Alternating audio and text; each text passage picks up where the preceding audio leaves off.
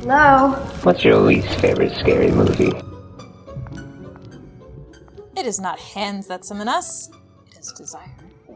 Welcome to What's Your Least Favorite Scary Movie, the podcast where we talk about the good, the bad, the ugly, and the absurd in all of your favorite and least favorite scary movies. Because we believe every horror movie rightfully has its fan base. Even if we don't always get it. My name is Travis. My name's Jesse. And welcome everybody. Yay! We have our Hellraiser II episode out here now finally. This is our Patreon voted episode for the month. It is our final episode of Pride Month. We will go over our schedule change in just a second, but I just want to remind everybody that for Pride Month, we are taking all of the donation, or all of the, subscription costs or any individual bonus episodes bought on the Patreon, and we're taking that money and we're going to donate it to the Trevor Project. And you can find the link to our Patreon at the very bottom of our show notes right here. Right. So, as for the announcement, obviously this episode was supposed to be out a week ago, and that didn't happen because, Talia and myself both wound up in our respective species ERs. So it's just been not a super fun time, but we're back here and we're having to shift the schedule, and we just thank you guys for the understanding and the support, and just thank you for going along with how life goes sometimes. Yeah, I do appreciate that. Thanks everybody for being understanding. You'll also probably be able to tell we're using our lavalier mics out here in our living room so we can be here with Talia. If you're hearing some licking, that is because Talia just had a bath and she's over here licking herself. Yeah, she's not happy with us about that, but it had to happen. Yeah, she was a dirty girl. She needed to be taken care of. Yeah. Yeah, but it's still the same deal today. We just might have some pets chiming in, and that's not out of the norm because they like to chime in all the time. And because we are not doing Texas Chainsaw this month, if you are a budget tier patron, you get to play a game that we're calling Wheel of Travis! Yeah. Because we won't have the Texas Chainsaw sticker for the month of June, so Travis is going to reach out to each of you and figure out what cover art specifically you would like a picture of. Yeah, and, it can be any of them from this month. Really, if there's one from any month that you want, just tell me. Just, if there's any cover that you'd like to have a sticker of, I'll be more than happy to do that. So, yeah. If you don't tell me anything, I'm going to pick it for you. Yeah, and listen, that's a gamble. That's risky business. Yeah, I guess that's true. But I'm proud of my shit. Except the times when I'm not, so okay. You won't get the ones that I'm not proud of. I'm only going to send the ones that I'm super proud of. All right, so here's our poll for raw. So we asked, which would you rather eat? Raw chicken, a finger, or rabbit kidney? 14%. With a shot of pee. With a shot of pee. 14% chose raw chicken, 36% finger, and 50% rabbit kidney. And I'm inclined to agree on the rabbit kidney because I'm not eating somebody else's finger, and I'm not going to eat raw chicken. I love chicken, but raw chicken, that's fucking gross. That scene disturbs me when we watch that in raw, and I'm just not going to put myself up. I'm not going to go through that. Yeah. A rabbit kidney, that's... I don't know. That's small. It's like a fear factor moment. You just swallow it real quick. Don't think about it. Yeah, just chase it with pee. You'll be okay. Yeah, you'll have worse things to worry about because of the pee. Yeah. What about you? Which one? I'm agreeing with you. Agree. Okay. Yeah. Only because the vegan did that too. Oh, actually, she also ate all the other things that we listed there. So I guess it doesn't really matter. Yeah, that was a weird. Yeah. Weird segue. Okay, well, that's not whatever. a segue. I don't know. Whatever. My brain's not working. I'm on a lot of medication right now, guys. Here's a good segue. Hellraiser II. It's time for it. That's a segue. I don't know if I'd call it a good one. Okay, so Hellbound, Hellraiser II. This movie released September 9th, 1988 at the Toronto International Film Fest. Its wide release was December 23rd, 1988. We watched it on Shudder, which we actually have it playing on Shudder since we're here in the living room. Yeah. So I figured I'd throw it on while we're talking about it. That way we can kind of look up and just kind of, see the movie play out while we discuss it. Written by Peter Atkins, who did the screenplay, and story, obviously, by Clive Barker. Directed by Tony Rendell, and music by Christopher Young. All right. Special effects makeup, image animation. Yeah. Starring Ashley Lawrence as Kirsty, Imogen Borman as Tiffany, William Hope as Kyle, Claire Higgins as Julia, Kenneth Cranham as Shenard, Sean Chapman as Frank, Doug Bradley as Pinhead, Barbie Wilde as Deep Throat, Simon Bamford as Butterball, and Nicholas Vince as Chatterer. Okay. And Jesse. Time for our favorite game on the show. Budget or Bugted? I don't remember what the first movie was. I feel like it was Bugted, and I feel like this is also Bugted. Yeah, this is a big time. Well, I wouldn't say like super Bugted. It's £3 million. So they had some money to mess with, but not as much as they would have hoped. We'll talk about that probably here in a few minutes. Okay. Opening box office was $3 million US dollars. So we've changed currencies here, and the worldwide gross was $12 million. IMDb score 6.4 out of 10. Okay, that's decent. All right, so I have 3 movies from 1988 that I wanted to compare this movie to, and the theme that I have are movie covers that really struck my interest in the video rental store back in the day. All right, the most subjective of all themes. The first movie is American Gothic. Do you remember the cover for that one? I remember the painting, American Gothic. It's basically the painting, but they're like making scary faces at you. Okay. And that really freaked me out whenever I was a kid because it just seemed so off-putting. I'm going to look it up right now. I'm going to look these up as we go along because I'm curious as to what they look like. You'll probably know some of these off the top of your head, too. American Gothic came out at some point in May 1988. I don't have the budget or the gross, but the IMDb score is 5.8. These aren't scary faces. They are scary to a kid. I was a child whenever I saw that. That scared me. It's too serious. You were a soft child. I was a very soft child. Second movie, Child's Play. Okay, yeah. That's a super iconic poster right there. That released November 9th, 1988. $9 million budget. Worldwide gross, $44 million. 6.7 IMDb score. Kind of weird, but okay. It's the highest of all of the movies that we have here. Oh boy. Okay. Oh boy. Oh boy. The final movie is Monkey Shines, which is that cover. Oh, yeah, and that they spoofed that heavily in Righteous Gemstones this last season. Did they? Yeah, Monkey Shines, because he gets Dr. Watson, and it looks like... that's what that's referring to, yeah. Right, okay. See, like, whenever I saw the cover, I was like, okay, I thought that was an adaptation of the Monkey Stephen King story, because it reminded me so much of the Monkey movie that we watched earlier this year. Yeah, but this is actually, like, it's a person with, like, who becomes quadriplegic as a result of an accident. Yeah, you're right. I remember I read the synopsis whenever I saw this, and it just surprised me because the poster is one of those toy monkeys with, like, the little symbols that clap. So that released July 29th, 1988. $7 million budget, $5 million gross. IMDb 6.2. Okay. Yeah, not bad. All right, I've got some taglines. The one that's on the poster, time to play. Time to play. I mean... It's not good. I don't think it's good. Who's playing? Who's playing? I think it's implied that it's Pinhead that's playing because it's a game to him, I think. I don't think it is a game to him.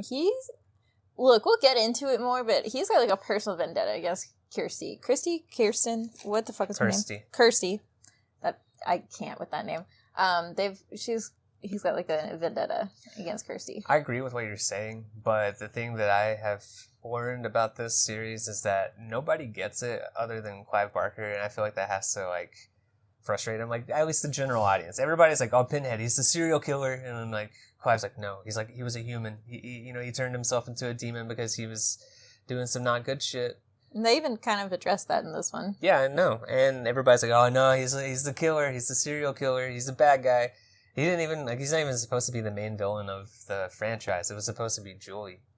Yeah. Or Julia? Yeah, Julia. Yeah. Mm-hmm. And she definitely comes across as the main villain in this, and the Cenobites are secondary. But even then, I think people walk away from this movie like, oh, them Cenobites, they're real bastards.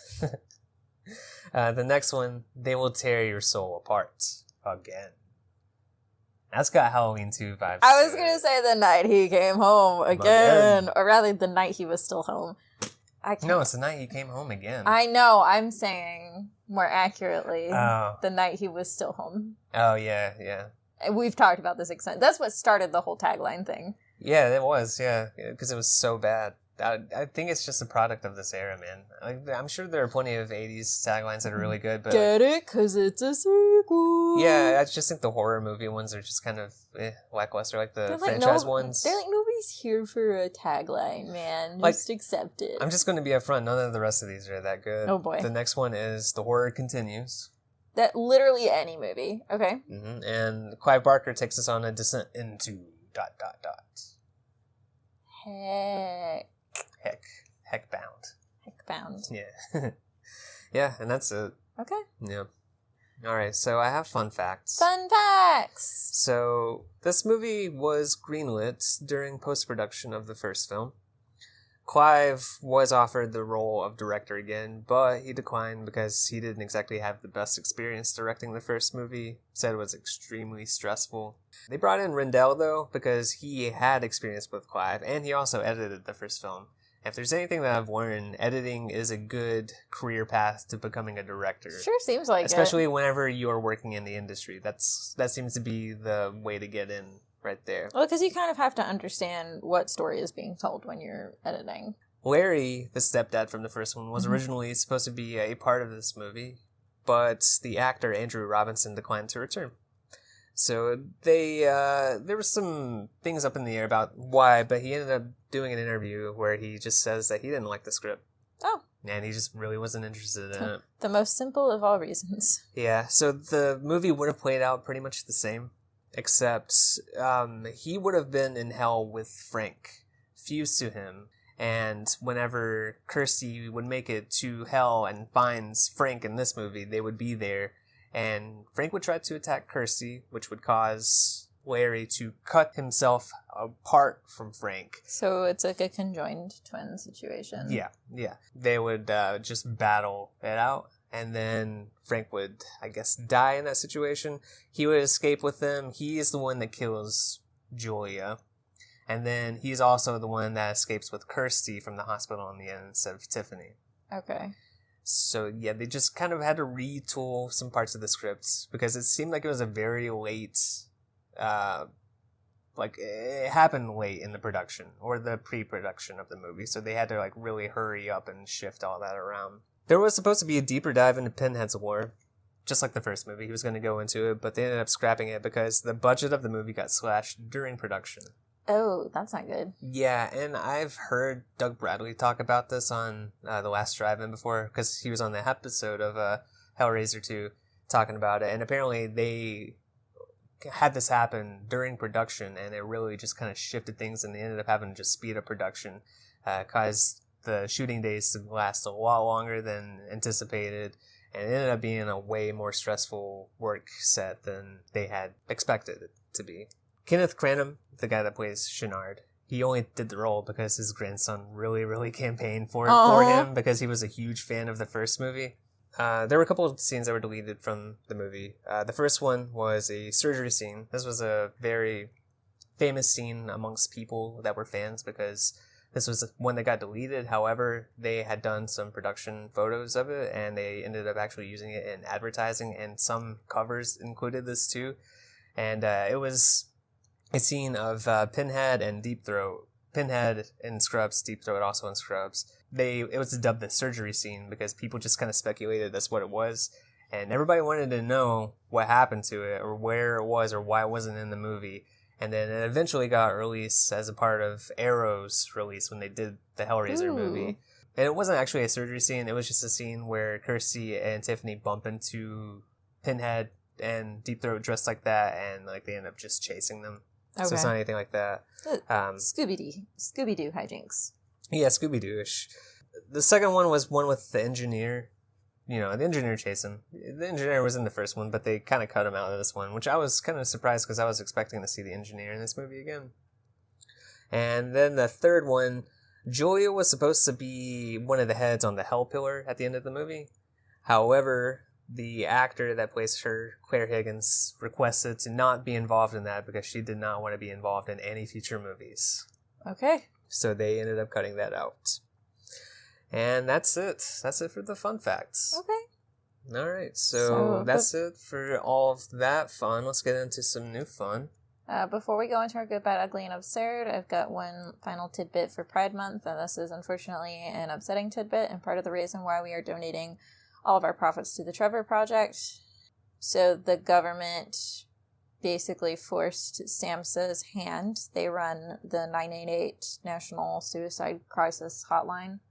They forced them to eliminate option 3, which was for LGBTQ plus youth, and they didn't even allow them to use the TQ plus, or the TQ part of the acronym in the announcement that that line was going to be cut.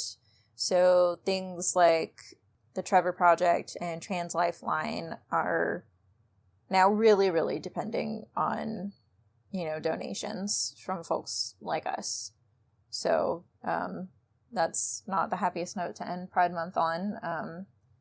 And the timing of that announcement feels very deliberate. Yeah, for sure, yeah. So that is, that's what I unfortunately have to share with you all this week. Well, and let's brighten it up a little bit. Thanks everybody for donating to that, because, every little bit helps, even if it's not like a big amount. It's one raindrop never caused the flood, or whatever. That's the saying goes, or whatever. A raindrop never thinks it caused the flood. Yeah, exactly. Yeah. And in this case right here, any little bit helps. So, just support, and that's all you can do in times like this, And we appreciate everybody for, help and support. Yep. All right. So now let's move on over to our good, bad, ugly, and absurd. Jesse, you kick it off. What did you like about Hellraiser 2? I like that the story pacing, I feel like, is a little bit faster. So that's... We get into it a little bit more because we know what's up. Yeah. Yeah. That feels nice. And I think we get some different, more interesting set pieces.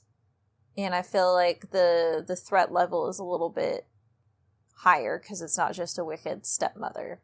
It's a wicked stepmother plus the Cenobites, plus this evil doctor, plus this other doctor that looks like Screech from Saved by the Bell. He does look like Screech. Yeah, yeah, that's one of the things I liked about this too. So those are my main thing. And we get a much bigger cast to work with. It feels like, even with the extras, they feel like they serve a purpose. Yeah. So I think it ramps up the action in that way a little bit. This one is my favorite of the ones that I've seen. I've only seen 3 of them so far. I've seen the first, this one, and then the newest one, the remake one that came out on Hulu. And I love this one because I'm with you. It gets going a little bit sooner. We already know what's up. We start off seeing the Jesus Wept scene, which is one of the coolest scenes from the first movie. And the fact that in the first movie, it was really self-contained in the house for the most part. There's a lot of weird shit going on, but we saw that there was potential for even more weirdness to happen. And then in here, we get to go straight to hell. And I think that's what this movie needed. It's really just busted open the lore and everything. I like that. Even though we don't get a full backstory on the Cenobites, we at least get that moment of showing that they were once human, which I think is a real... I wouldn't say like a gut punch, but it adds some oomph to everything there, because it just... you see them in the first movie, you think they're just monsters. Yeah. And they are there so scarcely that you don't really know what to make of them, and then you become a little bit more familiar with them here. And even then, to see that they have a villain themselves with the Leviathan and the introduction of a new Cenobite, that's my favorite part. When they have Shenard, the addition of Shenard in this movie is so good. I love that character so much. This guy that's just obsessed with the lament configuration. He's obsessed with hell. He's just questioning whether or not it's a completely is death in the 4th dimension or whatever. He's super curious, and then he gets to actually see the god of hell or whatever, and he becomes a super powerful Cenobite that just destroys Pinhead and all the other Cenobites there too. Doc Ock looking motherfucker. Yeah, but it's so cool. I love it so much. That is a great design. The designs of everything here. That's all Clive Barker, right? He did all this. It's perfect. It's so well done. I love it so much. Okay. All right, what'd you not like? As much as I feel like we got to the action faster and it kept the pacing up a little bit, I do feel like some of that tension dies a little bit, ironically, when they get to hell, because it's a lot of going back and forth in hallways. It's like a maze, pretty much, yeah. And I just... It needed a little bit more oomph in those parts. Okay. So, like, have it... I think it would have been interesting to have them explore their own personal hells a little bit more. Also that, yeah. But we see Frank's, which, I like his idea of hell, which is basically, like, these women that are, like, moaning and just basically there to tease him the entire time. He can't have anybody. Man, the ultimate horny on main. Yeah. And they're, like, bloody, too. They're disgusting. It shows how much of a freak he is. I guess my bad. Yeah, you're bad. Oh, my bad. Oh, my bad. I think it takes a long time to get Shinard to be a Cenobite. Which, the build-up isn't necessarily terrible, but I don't exactly know why he became one. She serves him up to the Leviathan, and he just kind of gets sucked up into the box and becomes a... was it because, like, it saw his potential or something like that? I don't know. There's so many questions that are left unanswered in this movie. And I feel like they wanted to address a lot of them, but they couldn't because of the budget cuts. But, I'm still left not entirely sure what happens whenever I watch this movie. I just know that I like what I'm seeing, and it's all super interesting. But I'm never fully sure what happened. Yeah. Yeah. You agree with that? Yes. Okay. It's going to be interesting going through the notes because the plot of this movie can be told in 2 sentences. Pretty much, yeah. I mean, you could really summarize this thing. You can cliff notes it super easily. Yeah. What's your ugly? Oh, this doctor sucks. Shinard. He's such a bad doctor. Yeah. He's so manipulative, and he definitely violates the Hippocratic Oath, and he's a creep and a schizoid, even hell dimension obsession aside. Yeah. Yeah, the way that he treats Tiffany especially. Yeah. Yeah, it's pretty disturbing. Yeah, I mean, I guess I could go along with you with that too. I'm also just seeing all this imagery of all of this torture shit that's happening here, and holy hell, it's some really disturbing stuff. I mean, holy hell. Oh, God, what a good tagline. Holy hell. Holy hell. Maybe that'll be our tagline right there. We'll just go ahead and put a pin in that one. A little note to selves. Yeah. I don't know. There's a lot of not good dudes and dudettes in this film. It's a lot of people taking advantage of people. We get Julia basically doing the same thing that Frank did in the first movie, just having Shinard bring all these women into his home. And again, in his case, it's a bunch of patients. He brings patients and makes them die on the bed and let her consume them. Is sacrificing human beings to reflesh your booty call the gateway drug to becoming a Cenobite? I thought you were going to say, is that a dick move? Is that a dick move? I'm genuinely asking here. Is it it's a booty call, guys. Remember, she's super hot. She looks fantastic in that no skin white outfit. That's actually the disturbing part to me. That's the ugliest part. Okay. When she wears that suit, that white suit with no skin, and it's just all bloodied up. Oh my god, it makes me ugh, every single time I see it. Has to hurt the nerves. It hurts my nerves. It hurts. Alright, what do you have for your absurd? Okay, so I've got 2. I'm glad I wrote these notes down. So the first one is, there is a motivational book and an accompanying animated video called Who Moved My Cheese? And it's got Who moved my cheese? It's incredibly corny. Uh-huh. But part of it is that the 2 guys that are supposed to have their shit together and they were, it's a Goofus and Gallant type of situation, they're running around in a maze the whole time, and the upshots we kept getting of hell with the maze configuration, the whole time I just kept hearing "Who moved my cheese?" And then the other is everybody's really fucking into blood in this movie. Yeah, it's upsetting. Keeping these bloody mattresses that are still squishy with blood, even. There's a purpose for that. I think it's just because... I know. Yeah. I understand the purpose of it, but think about living in the world and you're cool, bloody mattress. Or Kirsty, who sees blood appear on the wall of her dead father begging for help, and she touches a dab of it, and just yeah. Yeah, like there's a lot people are really into blood for not being vampires. That's true. And I don't know how we haven't done a vampire movie in Pride Month yet. Well, I thought about doing like one of the like lesbian vampire movies at some point. It's just I haven't watched a lot of those, so I don't really know where to go with it. I mean, dude, even Dracula, he has like a total stake in his pants for Jonathan Harker. Like you talking about the original Dracula, the one from the 30s? I'm reading the book right now. Yeah, that's right. We did watch that a long time ago. Yeah, it's okay. Bela Lugosi. I have a hard time watching movies that old. I'm sorry. I'm just being real, and I know that might make people mad, but that's just the reality of the situation.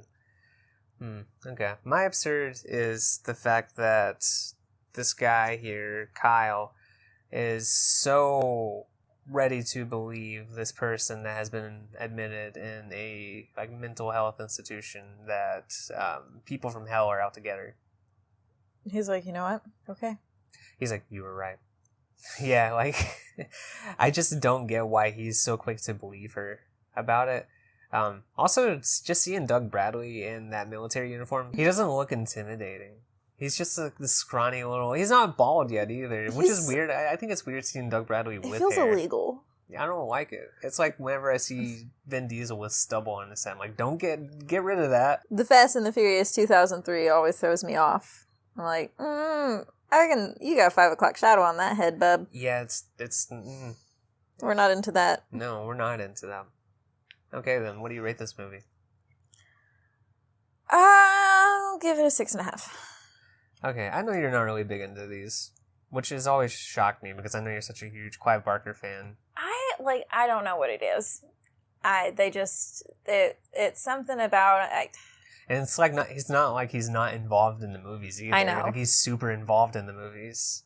It's maybe strange. I just prefer his writing style versus what it comes across. Could be, yeah. On screen. On film, yeah. All right. Yeah, I mean, I think this movie is fantastic. I would give it a 9.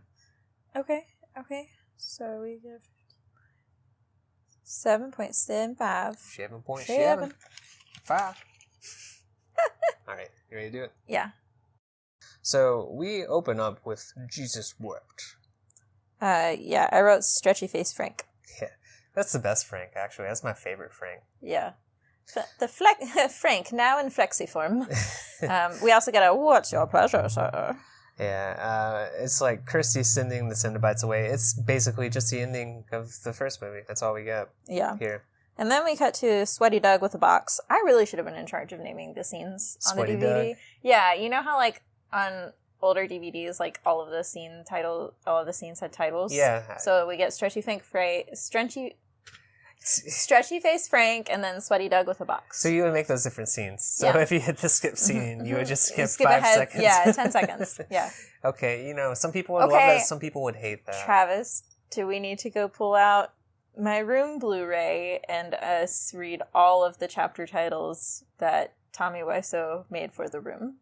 Because some of those chapters are about 30 seconds. Yeah, but is that really helping your case, considering it was Tommy Wiseau that did that? I'm just saying it can happen, and Tommy Wiseau is influential to me. Well, if anything, Tommy Wiseau has told me that anything can happen. Yeah. I own a pair of underwear from the man. That's just so strange. Yeah, and that wasn't even supposed to happen that way either. I know.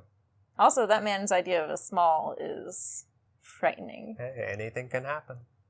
I'm sure like, you call in to complain. Like, Tommy, I ordered underwear and you gave me a Blu-ray. Hey, anything can happen.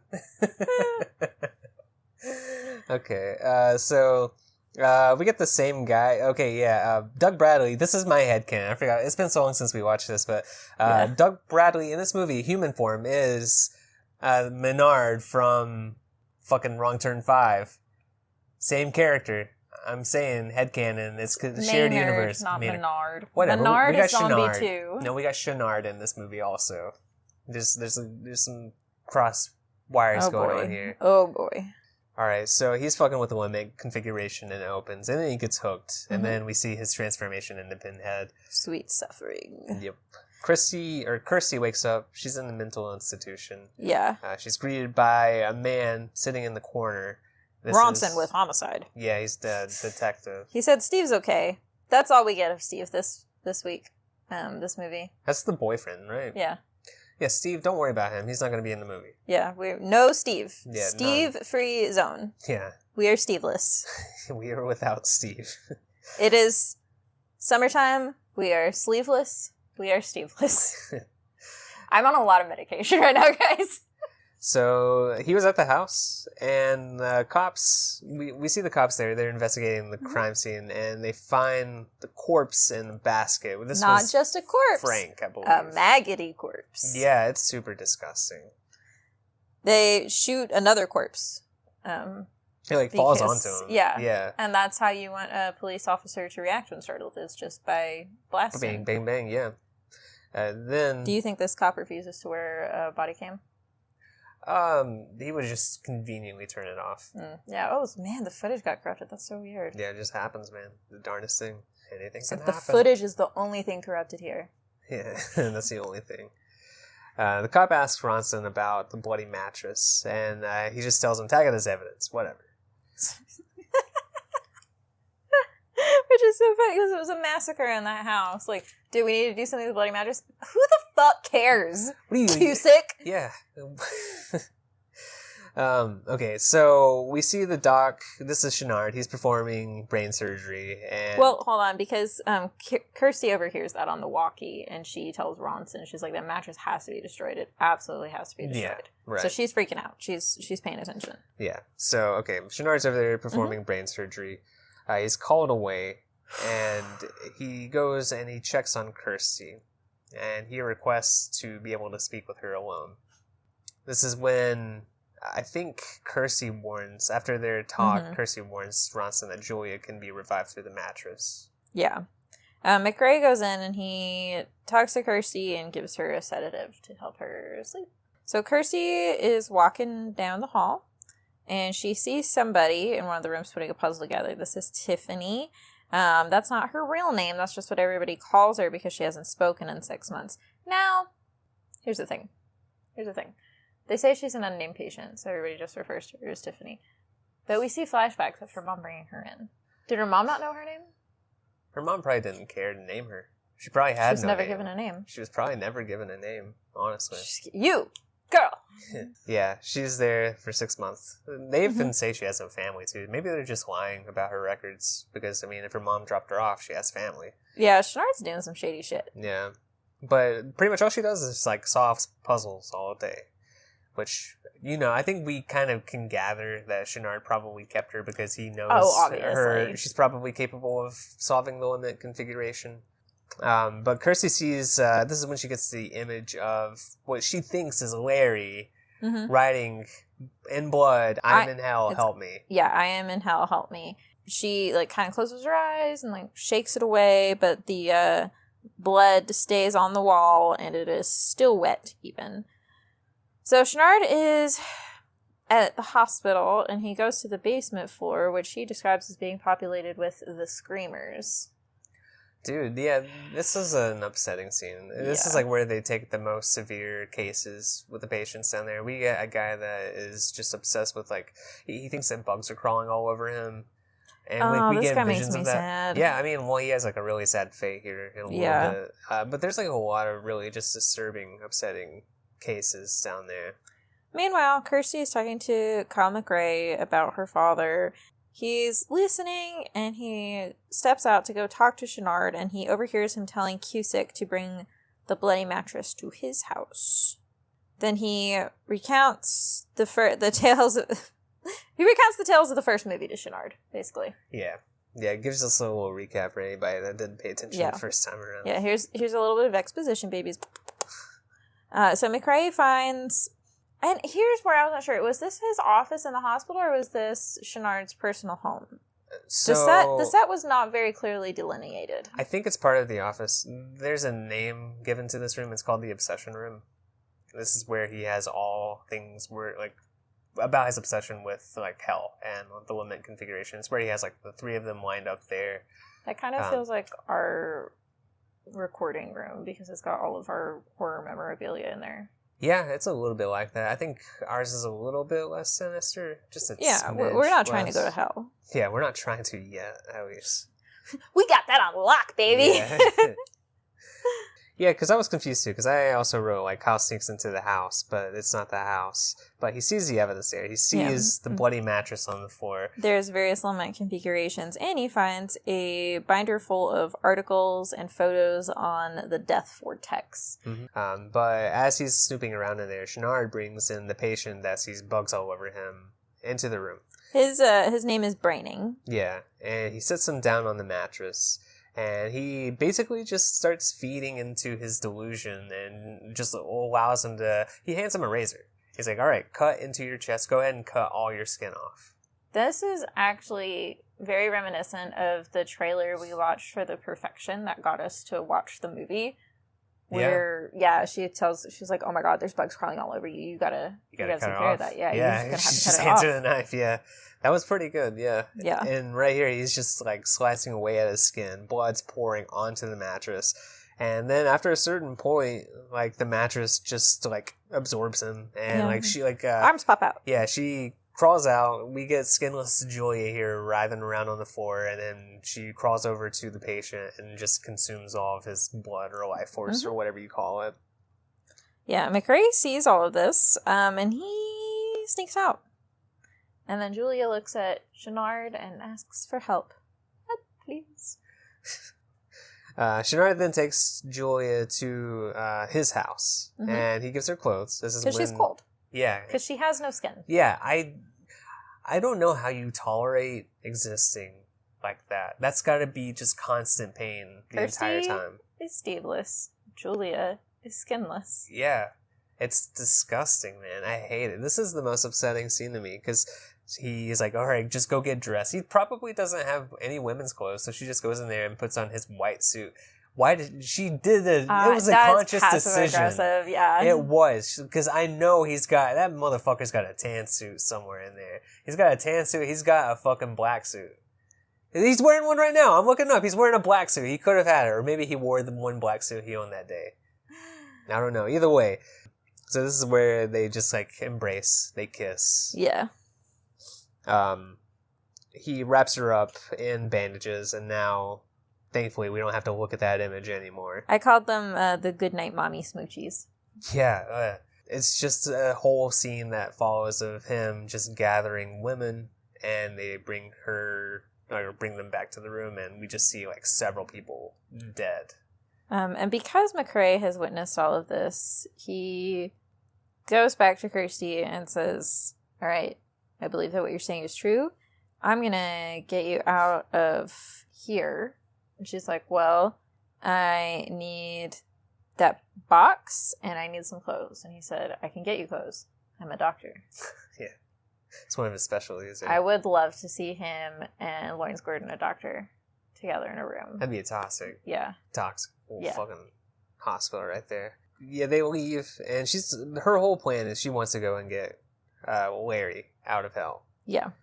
We cut back to Julia. She's getting a $6 million man montage. We can rebuild her. We have the hell technology. Mm-hmm. And the music I wrote sounds like a very sad Danny Elfman style of music. Ooh, I could see that. Yeah. That would fit so well with this movie here. Kirsty, wait, no. Yeah, Kirsty and McRae are at the house. Yeah, they find the house, and then while there, Julia finds Kyle. Yeah.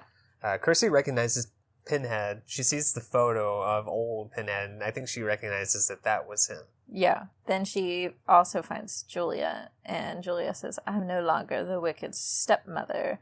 I'm the evil queen! Yes, bitch. Yeah, and she devours Kyle. And she completes her transformation at that point. Then I just wrote, oh, cool, Shenard has Tiffany. Because we know this will go well. Oh, yeah. I mean, I think we all knew what was going to happen the second we saw that character. Yeah, she was set up to be abused, unfortunately. So she is doing the puzzle, and she solves it to the tune of an indoor hurricane and walls opening and centipedes approaching. And then I have a bone to pick with Mr. Head here. because the Cenobites are ready to take Tiffany, and Mr. Head says no, and Deep Throat is like, but she has solved the box, and Mr. Head says it is not hands that call us, but desire. What the fuck? First of all, Kirsty doesn't desire this right now. I mean, she wants to get to her father, but she's not desiring the Cenobites. Second of all, she didn't desire to be pulled into hell in the first movie either, and you still came and you're like, you solved the box, you come with us. Boom, bam, bing. I think you could maybe make an argument that it was the desire of another person attached that caused that. So in the first movie, it was Frank or Julia and Frank wanting her to solve it, because that was the desire that they had, and it was her basically as a tool. Channard being like using Tiffany as the tool, like that was the overall intent and purpose. But that doesn't still hold up on a one-to-one, because in the first movie, if we want to argue that Frank and Julia are using Kirsty as a pawn, the Cenobites still tried to take Kirsty. You would think that Channard would get his way and be taken since he forced Tiffany to do the puzzle, but no, they still want to take Kirsty! Yeah, you're right. I don't know. I think that the Cenobites were bored this day. I think if we're talking about Pinhead's human side in this movie, I think this is his human side. Very deeply flawed individual. I don't know. Maybe like he saw the picture of himself, was like, oh shit. Like, yeah, I don't know. I don't know how to explain that. That's just that is what it is. Take it up with Clive. I think it's because they're bad guys. I think it's as simple as that. Are they supposed to be bad guys? Aren't they supposed to be like neutral guys? I know they're demons and they're in hell, but like, isn't that the whole point? Like, we're not really the bad guys. We're just kind of here because, you guys called us. You guys showed up at hell. Do you want us to not be hell? I think it's more like we're bad guys, but we're not the worst guys. We're not the worst guys, but we're pretty bad guys. That's so like. Can you see how the messaging is a little bit mixed up and kind of hard? I can understand why people look at the Cenobites like those are the villains of the franchise. Everybody acts like the lament configuration is the biggest puzzle in this movie, but really it's the Cenobites' motivation. I've never seen a fucker struggle with that puzzle. Everybody solves that thing. Everybody's like, boop, boop, boop. It's like, oh. Maybe Channard's just stupid. He had like 3 of them. He still couldn't figure that shit out. But like, you get Tiffany over there and she solves it instantly. And then Kirsty even, she solved it. So Frank fucking solved it. Like, I mean, that's all you need to know. Wasn't Frank, like, super high when he did it, too? Probably. He's always super high. That's why they call him Super High Frank. Yeah, is that what they call him? Super High Frank? That just kind of makes me think he's a stuntman. Like, doing, like, dirtbag jumps or shit. Dude, I would go to the, like, backyard rodeo with Super High Frank jumping dirt hills. I would, but I would leave as soon as it's over with because I know he's like one of those creeps that would go up like, hey, ladies. Oh, yeah. No, absolutely. You sit in the back row for one of Super High Frank's shows. Yeah. All right. Where are we? We're in hell now. We took a big detour. Yeah. Yeah, so Kirsty wakes, finds an empty room. I like how Pinhead's like, let them explore. Yeah. Yeah, it's like, okay, cool, man. Like, have fun in hell. Yeah, so she grabs the lament configuration and runs. And then we see Tiffany. Tiffany, yeah. This is when we get the carnival music. Like, it's calling to Tiffany, and she follows it. Yeah, this is her personal hell. Mm-hmm. So Kirsty has a nightmare of home, and that's fun. The Cenobites appear, and they think that she opened the dimension once again, and she was like, looking for her father, and they're like, well, yeah, your father is in his own hell. This is your hell. You guys do not share a hell. Sorry. It's weird because it feels like it's all connected, though. Talia agrees. Did you hear that? Yes, that was very adamant. Mm-hmm. And she takes the limit configuration and tries to run off, but Pinhead turns it into an object that is very similar in shape as the Leviathan. Mm-hmm. So, and this is when he's like, all right, go ahead and explore, have fun, whatever. So Kirsty finds Tiffany and tells her that they need to close the box. But Channard is also there. Like you said, he has the Leviathan. Yeah. And he becomes very quickly disenchanted with this whole thing. He was like, maybe hell is not what it was all cracked up to be. It's not that chill. Dude, the imagery of that scene, it's Like, they do a good job with this. They make it look big and grand, even though I know that they were working with a really limited budget. But, like, having that Leviathan just up there in the sky spinning. Yeah. If I were in what I thought was hell and I looked up and I saw that, I would be fucking terrified too. I would want no part of it. Yeah. Like, I don't blame him for suddenly being scared. So they're trying to run back, but Kirsty sees her dad's house, and she tells Tiffany to go back, and that if Kirsty's not back real soon, she's got to run home. So Julia pushes Channard into the Leviathan. And meanwhile, Kirsty and Tiffany are trying to run back. And as they're running back, Kirsty sees her dad's house and thinks this is her chance to rescue him. So she tells Tiffany to go on back and to run home if Kirsty doesn't get there real soon. And so Kirsty runs to her dad's house. And of course, it's not her fucking dad there. Nope, it's Frank. Just Frank. Yep. That was a good twist, though. I like that. I like that it was... Though. Huh? I think it's kind of predictable. I didn't predict it. I did. It was a good one for me. I liked it. Yeah, and he's just showing her, like, all these bodies. He's basically in a morgue, what it seems like. And there's dead bodies that slide out of the, the drawers or whatever you want to call it. This scene, this setup is just begging for, like, a musical number. Like... I could picture it. You know, I bet that there is a Hellraiser musical, and it probably does have a big set piece in this scene. Hold on. I'm doing a quick Google. Hellraiser musical. No. There's not a Hellraiser musical? Nope. The thing that comes up is AI art. So gross. Fuck that. That's so weird. There's been musicals of the dumbest shit, but you're telling me nobody's like, let's do a Hellraiser one? That's strange. Well, anyways, yeah, she is mad at Frank for doing that. She resists him, and she ends up igniting the place. Frank, he gets his skin ripped off. Yeah, apparently your second set of skin is a lot more flammable and flimsy than your first set. Yeah, you know, like, it's really upsetting here in hell. Like, it's just not a good place, I don't think. I am shocked to hear that, for one. I am too, honestly. Frankly. Yeah. And then Julia, she arrives, and then this is when Frank is like, oh, it's a family reunion. And then we, of course, do get... does he say come to daddy? I know we get a come to mama at some point in this. Yes. Well, here's the thing. So Julia appears. We say it's a family reunion, but Julia hasn't come alone. She has intercepted Tiffany. Yes. And she has brought Tiffany with her. So Tiffany and Kirsty, while, you know, the fire is going and there's some arguing happening, they try and run off. And Julia is biting Frank. So, hold on. Can I ask a question? Yes. Were they insinuating that Frank and Julia are the parents of Tiffany? I don't think so. I thought that that's what they were trying to imply. No, I think Tiffany was an afterthought. I think they were just referring to Kirsty, Frank, and Julia being there. Okay, because that could have been a cool reveal right there, considering she had no family, and then her family is like the two worst people you ever knew. But she does have family. Her mom is also the worst. Yeah, Julia. Maybe. Oh my god.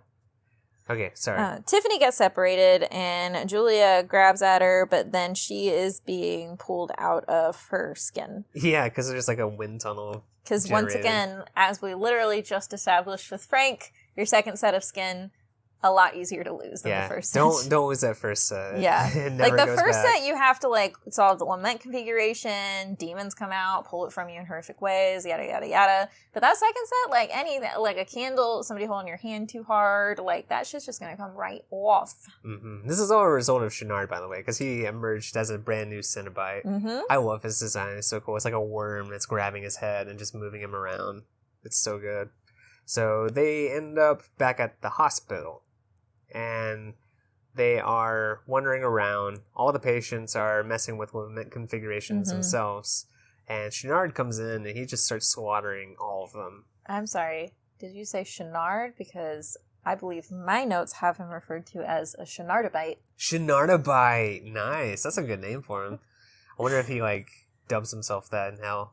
Channardabite. I mean, I don't know. I don't feel like Channard is super quippy. He's not one of those types. I think you learn the sassiness whenever you become a demon, because, like, Pinhead's pretty sassy. I feel like it's probably one of the, like, you have various categories. You have to score a certain total points out of all of the categories. And the sassiness is only like 10% of the points, so you can fail on it and still get in. Okay, so you don't have to be, like, just Pinhead's, like, an exceptional amount of sass compared to everybody else. Yeah, it's kind of like how, when you're doing your driver's test, if you, like, fail, like, the K-turn or whatever, it's okay if you do really well at everything else because it's not a make-or-break portion. But, like, you can't fail, like, the parallel parking. Right, you can't you can't fail, like, the torture or, like, being into, like, suffering of, like, your own self or other people's suffering. That's super important. Yes. Which we saw very big. He's probably better at that than Pinhead was. Yeah. The shit that he was doing.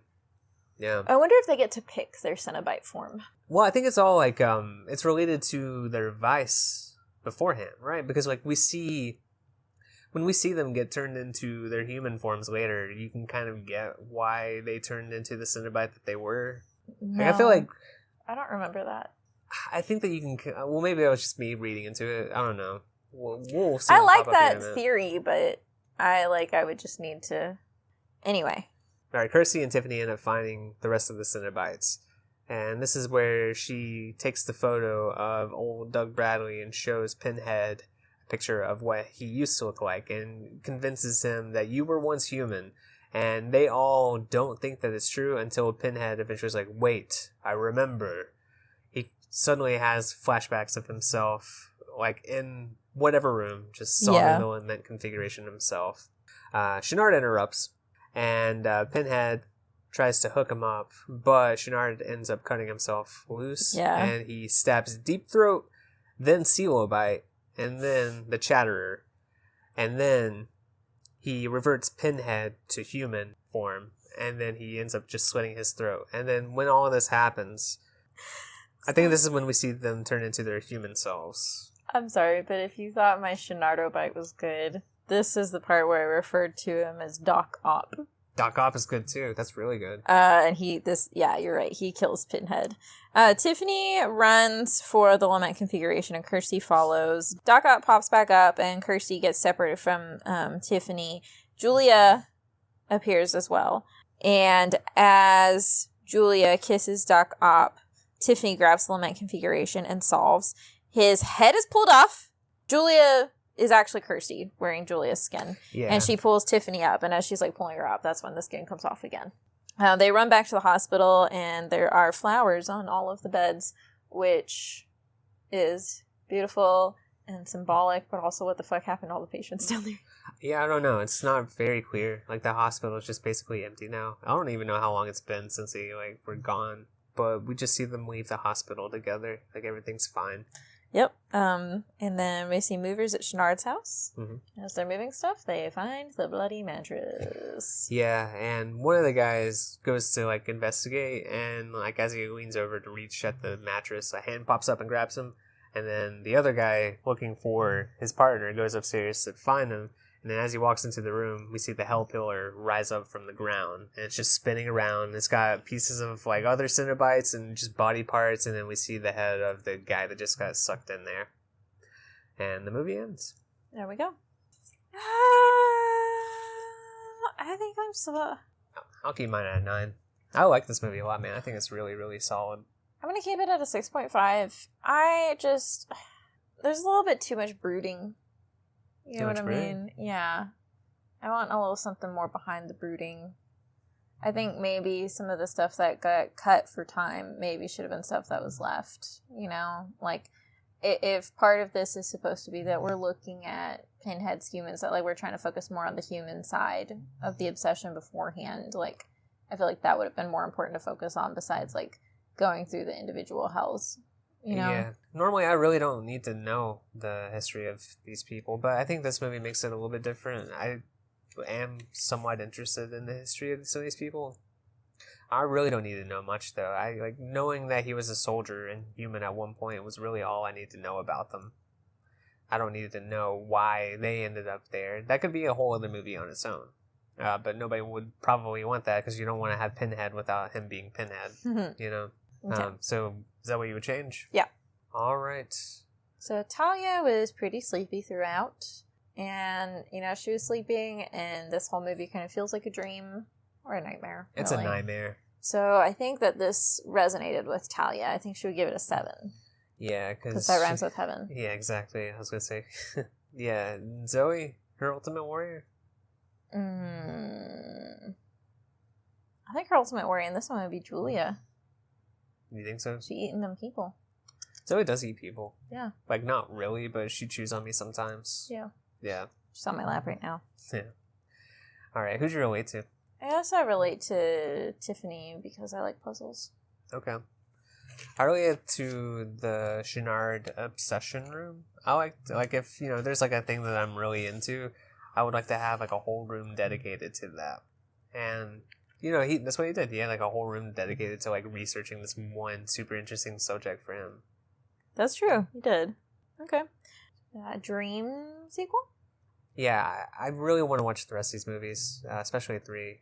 But yeah, let's see. If we were to take it from here on our own, I want to see Chenard return.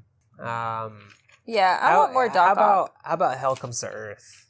Like, they end up accidentally, as a result of what happened last time, because they ended up causing the collapse of the Leviathan.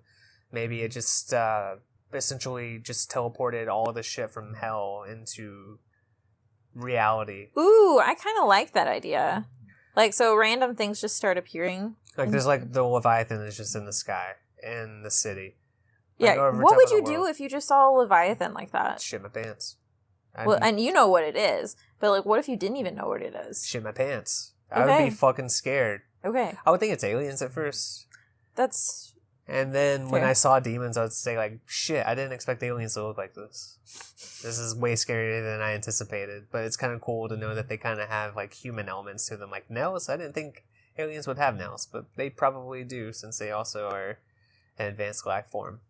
Are nails related to being an advanced life form? Pinhead's nails in his head. Oh. Not like human nails, but like, like nails and screws and tools. I mean, nails are one of the most simple machines out there. Well, I'm a simple man. Okay. Tagline, holy hell, I think is probably the best one we're going to do for this. And it's already better than the original one. It would either be holy hell or we're bad guys, but we're not the worst guys. We're bad guys, but we're not the worst guys. I kind of like that one too. And I think holy hell just hits right. Yeah, okay. Let's do holy hell. Okay. All right. I guess we now go into reviews. Yeah? Indeed we do. Yeah. All right. We'll go with a negative one since you're more on the positive side, even though you're not like 5. Yeah, you're not like the biggest on I don't hate this movie. I don't love it at the same level that you do. So this is a 2 out of 10. Awful. This was rated back in 2006. Ooh, okay. The original is overrated, but this makes it look like Citizen Kane. With the possible exception of The Howling or The Exorcist, this is the most precipitous drop-off in quality of a sequel ever. Good God, it's bad. Unpleasant imagery can be powerful if attached to a purpose, and none of it is evident here. The film appears to have been edited together at random, and the story is incomprehensible. This has been blamed on Andrew Robinson's well-advised refusal to participate, necessitating frantic rewrites. As an excuse, this is severely inadequate. Although the best portrayals of the devil tend to be minimalist, see uncredited Dustin Hoffman in The Messenger, depicting him, as a giant black parallelogram is taking things a bit too far. Pointless, even the effects have dated badly. The 2 rating is in recognition of the professionalism of Claire Higgins, who decides to have a pretty good go at creating a wicked stepmother for the ages, and the passable entertainment of counting how many times characters run up and down corridors yelling, "Kirsty! Ashley!" Who's Ashley? I think he just got mixed up there because that's the actor's name. Oh, okay. Yeah. But, yeah, that's it. Which I get that because I said the same thing. I don't really know what all is going down, like, story-wise in this movie. Yeah. I think the imagery, though, is, it is enough to carry the movie for me. This movie is just more of an experience. I really don't go to this movie for the story. I go to see this, like, weird shit happening in hell and get like the feels from what I'm observing rather than the story I'm being told. I think it's funny because we both have those movies that we enjoy that don't really have a story. They're just more something that you just kind of experience. Yeah. But they're very different kinds of experiences, you Yeah. know? Because I think that was our similar but reversed argument with, like, Neon Demon. Like, you didn't love it so much, and you're like, you were like, I don't know what the fuck's going on. I'm like, I don't either, but, like, I'm just enjoying the ride. Well, the thing is, I think it can slide if you enjoy, like, the other aspects of it, too. So, like, that's the thing. I enjoy a lot of those aspects of this movie, to where the story, like, it doesn't live or die on that right there alone for me. Okay. All right. So let's do some listener reviews. All right. So we have Michael E. Howard, who says, much like the Texas Chainsaw Massacre franchise, Hellraiser is one of the most inconsistent series. Hellbound is an exception in the series. Leaving off where the original Hellraiser ended, we revisit the characters of Kirsty and Julia. There is dark magic, body horror, more Cenobites, and a fun version of Hell. I always watched Hellraiser and Hellbound together. Not a disappointment. 8.5 out of 10. That's a good idea, watching them together. That's like doing Halloween 1 and 2 together. Like, the two movies kind of flow perfectly. Yeah, I can see that. And finally, we have Johnny, who says, it's not a perfect movie, but it's a ton of fun and always a favorite of mine. I remember renting it at Blockbuster to watch at a friend's house. Doug Bradley as the Hell Priest, Pinhead, and the Cenobites are iconic. Art direction was on point, but the pacing missed a step. Alright. I can agree with that. Yeah, that's what you said too. You said once they get to Hell, the pacing kind of goes a little bit off the hinges there. Yeah. Yeah, I think the Cenobites really do help carry this movie too. They are super cool. Yeah, the story really just, it falls short. I think the pacing, I agree, it does kind of like meander there for a bit with the hallways. But the things that we do get are so cool that I think it makes up for the shortcomings it has. I kind of would love a Hellraiser movie that's like, in Dr. Sleep, the book, you see a lot more of the True Knot, like, trying to hunt down, like, special folks with, like, their own shining or whatever. Mm-hmm. And you get to see a lot more of their groups, like, dynamics and motivations and everything. I would love a Hellraiser movie from the Cenobites' perspective in a similar kind of thing. Like, they're trying to entice various people to come to Hell. Yeah, I think that could be interesting to see. Yeah, just because that would also give you some Cenobite screen time, and I think that would get a lot of people interested too. That would give a lot of people what they actually want. All right. Well, I guess that does it for this week's episode, and I guess it does it for Pride Month for the podcast, doesn't it? Yes, there will be a bonus episode for budget tier patrons this month that you can also purchase individually if you don't want to subscribe to the full Patreon. And remember, every purchase before the end of June will be donated to the Trevor Project. Once again, the link to that is at the very bottom of our show notes.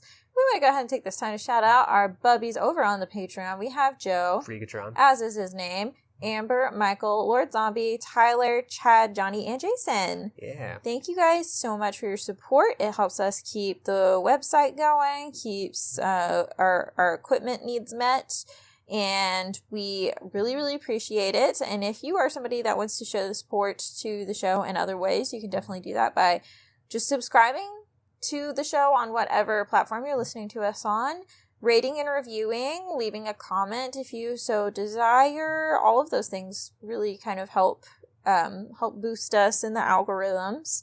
You can find us on social media. We're on Instagram and Threads at Least Favorite Scary Movie Podcast. We're on BlueSky at Least Fave Pod. You can find us at our website, what'syourleastfavoritescarymovie.com, and you can email us at leastfavoritescarymovie@gmail.com. Yeah, thanks everybody, and thanks for sticking with us on this one. We got it here. Yeah. That's what matters. So thanks everybody. We appreciate y'all. Yep. And until next time, Bye. bye.